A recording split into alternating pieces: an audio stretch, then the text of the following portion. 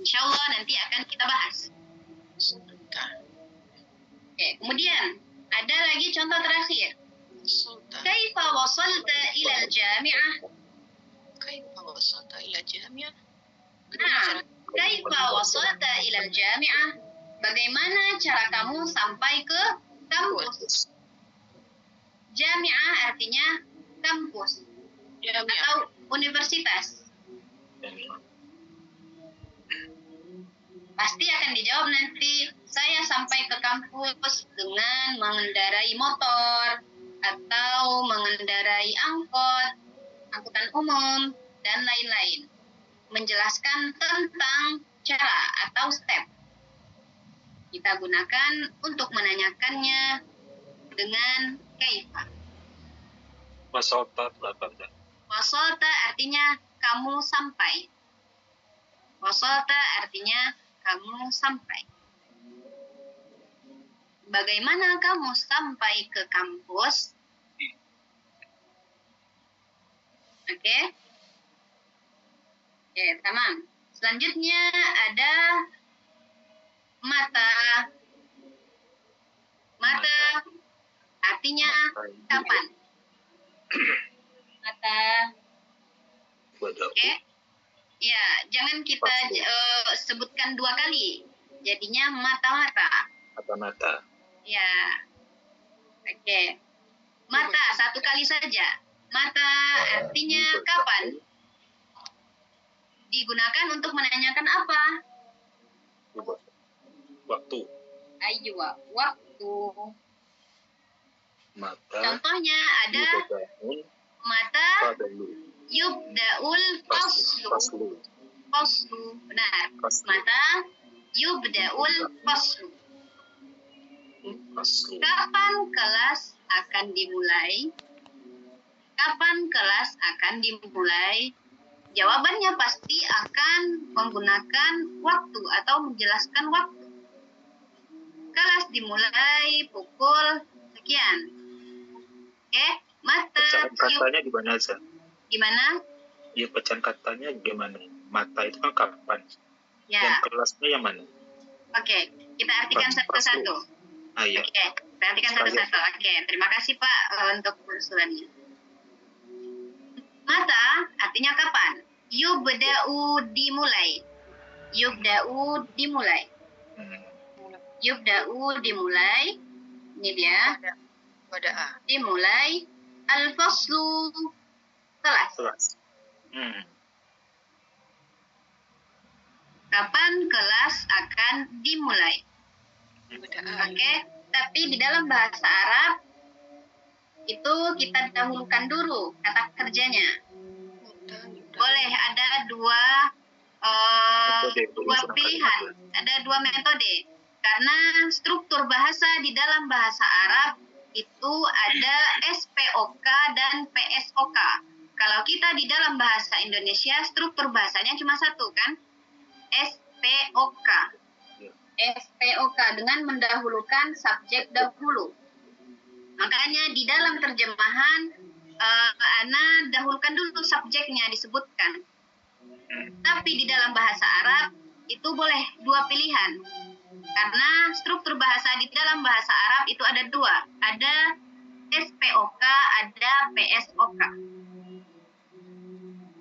Kalau yang Ana pakai di sini mata yubda'ul faslu itu PSOK, yaitu dengan mendahulukan dulu predikatnya baru subjeknya. Oke. Tapi ketika kita mengartikan atau menerjemahkan dari bahasa Arab ke bahasa Indonesia, kita harus mengikuti struktur bahasa yang ada di Indonesia, yaitu SPOK.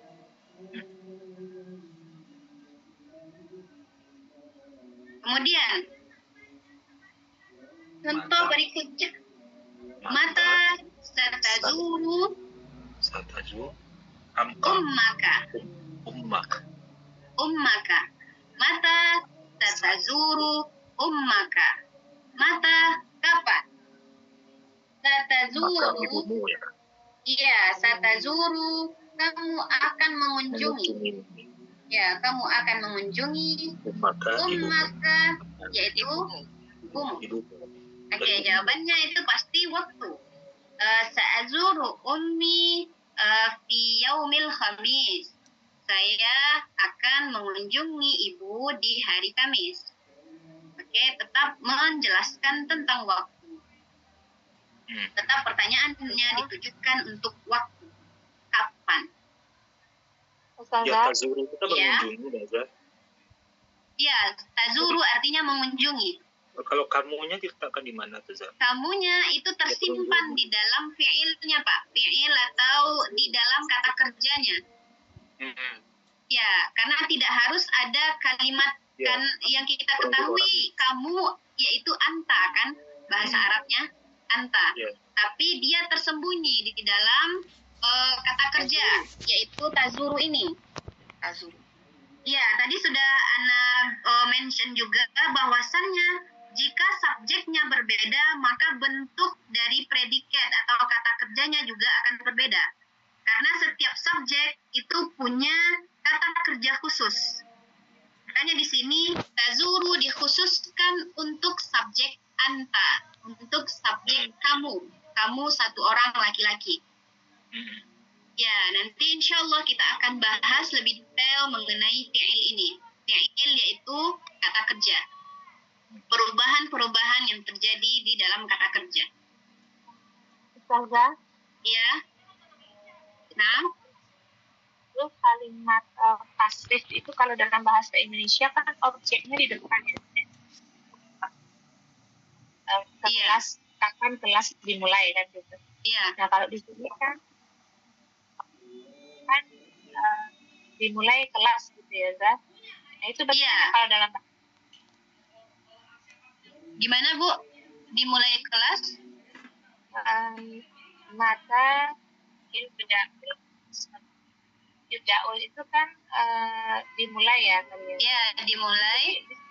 Dalam bentuk pasif dia tetap dalam bentuk ini aktif. Kalau ngerti ini kan maksud saya kan maksudnya kan kalau dalam bahasa Indonesia itu kalau kalimat pasif objeknya di depan. Oke. Kalau di dalam bahasa Arab gimana ya? Oke. Di dalam bahasa Arab itu objeknya tetap di belakang, Ibu. Objeknya tetap di belakang. Objeknya tetap kita letakkan di belakang. Oh, sebentar. Tapi juga bisa. Bisa kita balikkan. Mata al-faslu yubda'u. Bisa dua. Bisa mata al-faslu yubda'u. Kapan kelas dimulai. Bisa. Juga bisa mata yubda'ul faslu. Kapan dimulai kelas. Ya. Bisa dua-duanya, Bu. Bisa dua-duanya. Mata yubda'u ini memulai kelas atau dimulai. Oh, berarti memang pasif ya, Zah ya? Ya, tetap pasif dia. Oke. 6. Soalun akhir, ada pertanyaan lain? Izin Ustazah. Ya, dapat balik. Saya baca ini mata Iyabda'u itu memulai. Oke, yabda'u artinya memulai. Itu berarti kalimatnya aktif. Tapi kalau yubda'u, kalau di dalam bahasa Arab yang aktif itu namanya ma'lum. Fi'il ma'lum, kata kerja yang aktif. Tapi kalau sudah yubda'u, itu sudah menjadi kalimat pasif, Bu. Dia sudah di. Harkatnya bisa perbedaan antara ma'lum dan majhul, perbedaan antara aktif dan pasif itu bisa kita lihat dari harkatnya. Lihat di sini, dia diawali oleh harkat dhamma, Ya. kemudian huruf sebelum akhirnya fathah. Ulang lagi, Ya. Zah. Ulang lagi perbedaan cara aktif itu, Zah. Ya, Bu. Ulang lagi kalau yang aktif sebagai harkat. Oke. Kalau yang aktif itu sebagaimana yang dibilang sama Ibu Nova tadi, yabda'u. Yabda'u. Ya.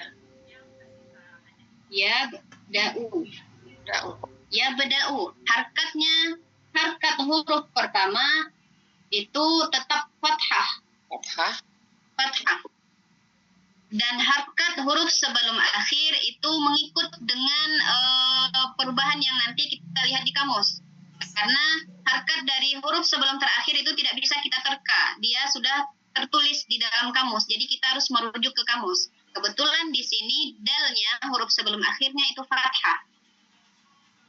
Kemudian cara mengubah yabda. Yabda ini adalah kata kerja yang aktif atau dalam bahasa Arab itu dikenal dengan ma'lum. Ma'lum, aktif. Ketika kita merubahnya menjadi majhul, ini majhul namanya. Majhul itu pasif.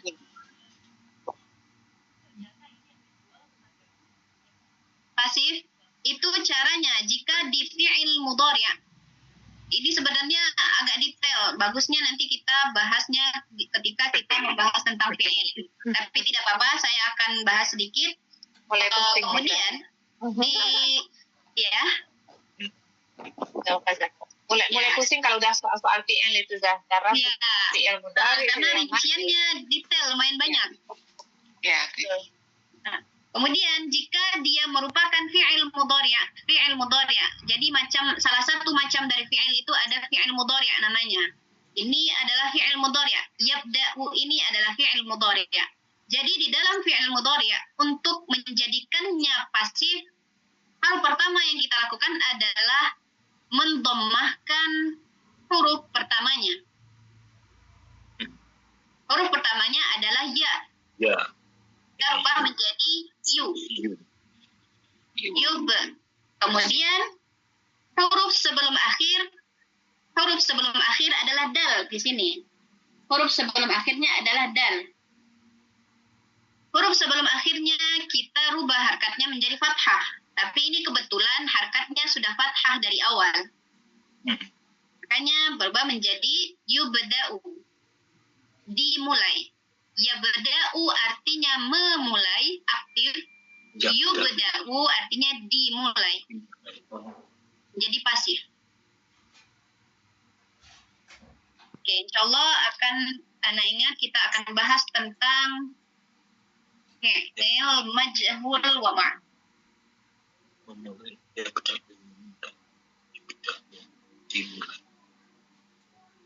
Oke. Insyaallah tentang ini akan kita bahas detail tentang pembahasan fi'il. Insyaallah, biiznillah. Oke? Ada lagi pertanyaan? Hal indakum su'alun? Ma fi soalun. Oke, jawabannya gimana kemarin? Ayo. Hal indakum su'alun? Kalau tidak ada, ma indana su'alun. Oh, Iya. ma indana. Ya, ini kan kemarin hal. Oke, nanti kita akan sampai ke kalimat tanya hal. Oke, akan kita bahas di hal. Oke, tamam. Saya saja. Oke, siap.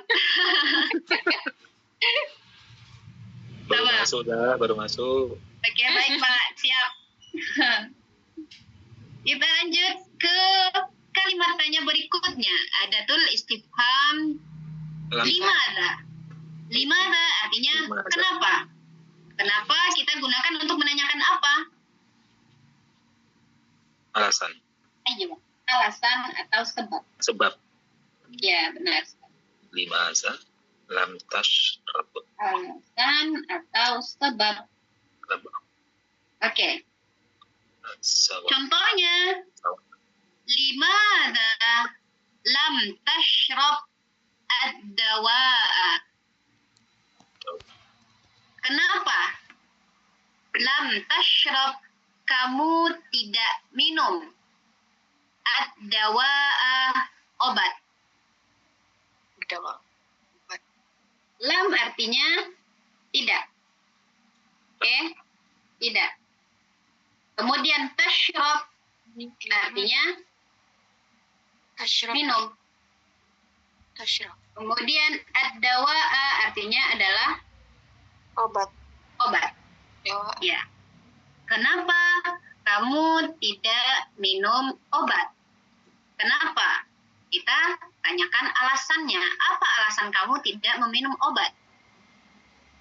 Dimana ditujukan untuk menanyakan sebab atau alasan.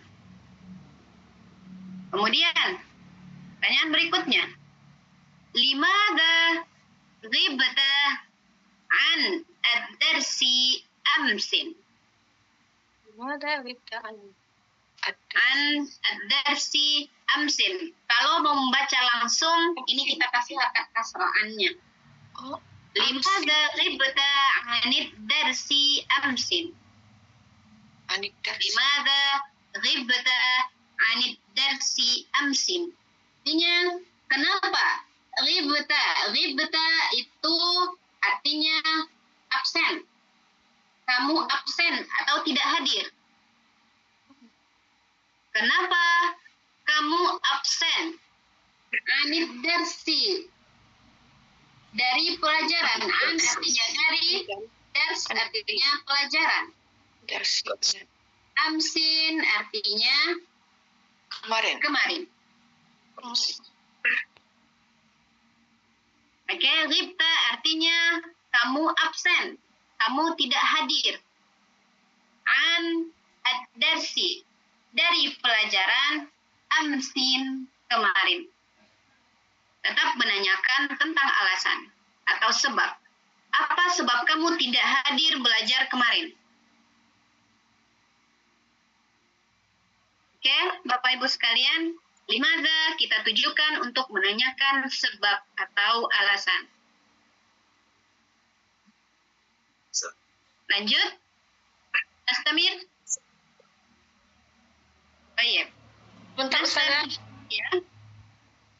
Bisa nggak misalnya limada, misalnya kenapa kamu, limada anta, bukan seperti Boleh. itu nggak?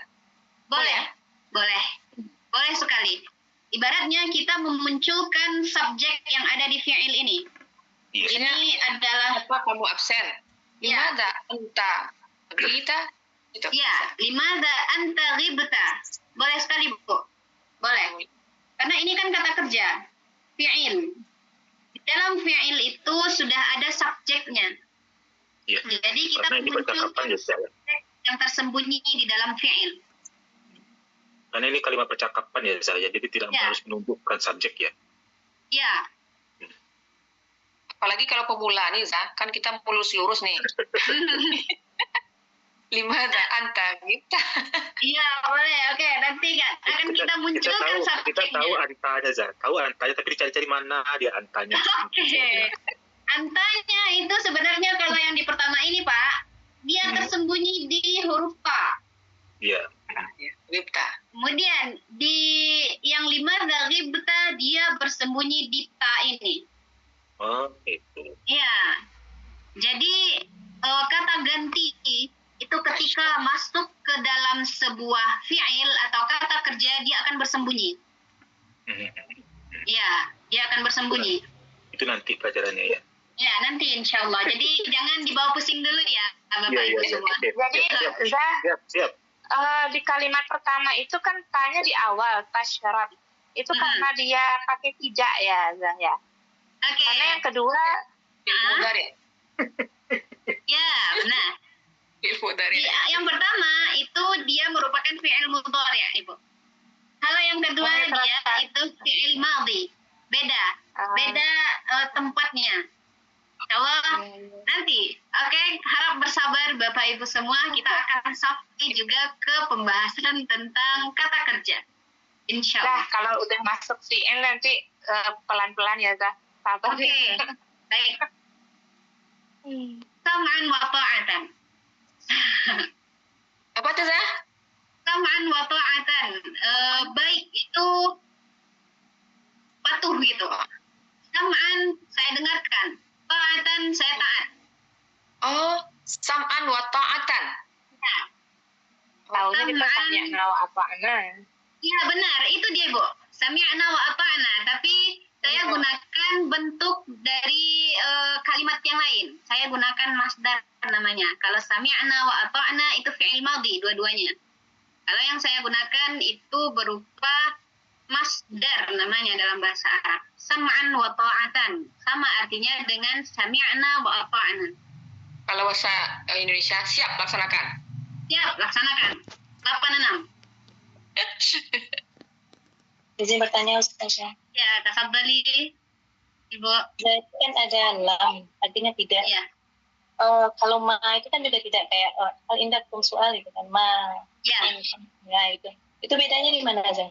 Bedanya ma itu bisa nanti masuk ke dalam isim, ke isim. Indana itu masuk ke isim. Kalau jenis kalimatnya, jenis kata dalam bahasa Arab, indana itu masuk ke isim. Sedangkan lam itu digunakan untuk menegasikan perbuatan. Dan kita tahu bahwasannya tashrab itu adalah kata kerja, yaitu perbuatan. Kita gunakan untuk menegasikannya menggunakan lam. Jadi ada kriteria-kriteria penggunaan gitu, Bu. Kalau lam itu digunakan untuk fi'il. Dan fi'ilnya khusus fi'il mudhari' saja. Kalau ma itu kita gunakan untuk ke isim. Dan bisa juga untuk ke fi'il madhi. Tapi khusus fi'il mudhari' yaitu tashrab. Tashrab adalah fi'il mudhari'. Untuk menegasikan perbuatannya kita gunakan lam. Lam ini. Yang nanti dan fi'il mudhari itu yang mana yang masa lalu dan masa yang akan datang Zah? Oke. Fi'il madhi itu masa lalu. Untuk mengungkapkan kejadian yang telah berlalu. Kalau fi'il mudhari' itu untuk kejadian atau perbuatan yang sedang terjadi atau akan terjadi. Fi'il mudhari'. Kemudian ada fi'lul amri namanya. Fi'il amr itu perintah. Perintah. Perbuatan yang akan terjadi di kemudian hari. Di waktu kemudian. InsyaAllah detail kita bahas di pembahasan fi'il. Oke, Ibu Syukur, ya, afwan. Oke, kita lanjut. Lanjut Ustazah. Baik. Nastamir ila adatil istifham at-taliyah. Kita lanjut ke kalimat tanya berikut, yaitu aina. Aina artinya di mana? Kita gunakan untuk menanyakan Di mana? apa? Di mana? Tempat. Tempat. Oke, tempat. Jawazu Ya. safarika. Aina jawazu safarika? Aina di mana? Jawazu safar. Jawazu safar itu adalah paspor. Paspor. Kalau ingin diartikan satu-satu, jawaz izin. Izin safari perjalanan. Perjalanan, iya. Ya. Izin jalan itu kan kalau mau keluar negeri adalah paspor. Paspor.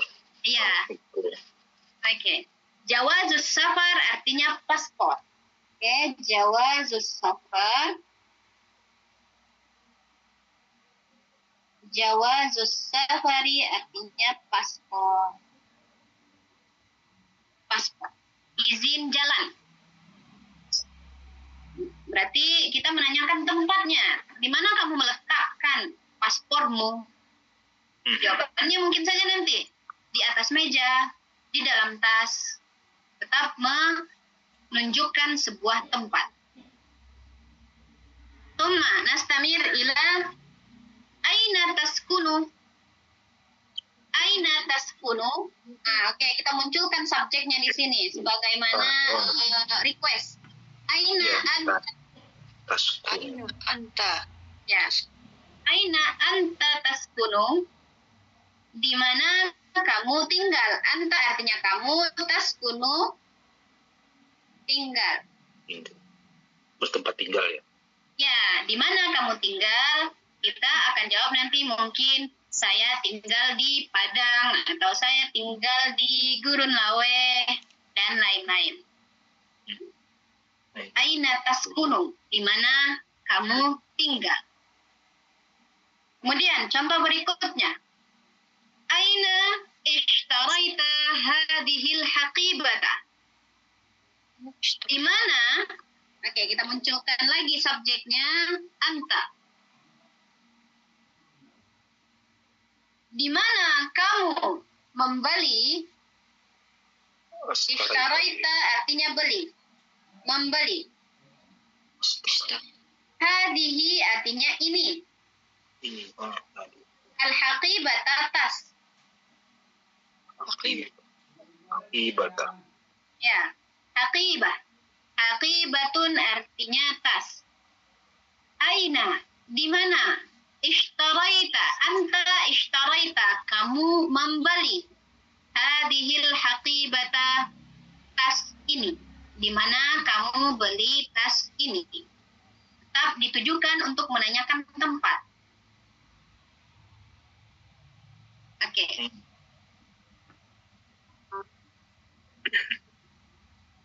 Indakum su'alun? Ada pertanyaan?